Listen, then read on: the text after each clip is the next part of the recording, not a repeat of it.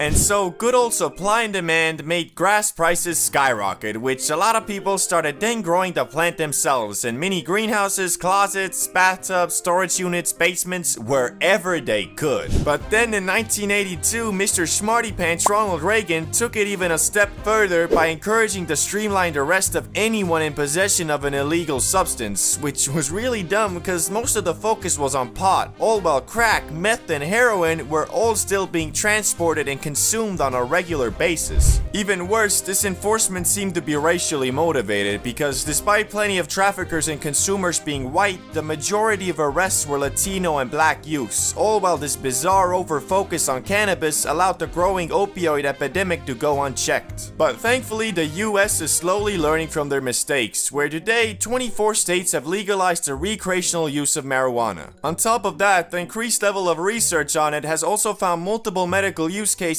and can be prescribed to you by special doctors if seen fit. And although the Zaza is still federally illegal and a Schedule 1 drug, the overall perception of it has changed for the better, including in December 2022 when President Biden signed a bill to make it easier for researchers to obtain plants for their studies, which will hopefully accelerate the learning of positive and negative side effects of consuming the Za even further. But all that aside, the overall vibe towards the loud has gotten a lot more accepting, and these days more and more people view the smoking of the grass not as you being a junkie, but the same way as having a couple beers with the homies on a Friday night and watching some WWE. Now that we learned about the ancient history of weed, we need to also understand where we are currently as of 2024. So let's dive deeper into the history of weed legalization from the 1900s to now. January 1st, 2014, there is a line of people in front of a store in Denver, Colorado. Time goes by and they finally open, which then a man walks in and buys the first ever legal recreational bag of weed in the US and gets absolutely obliterated.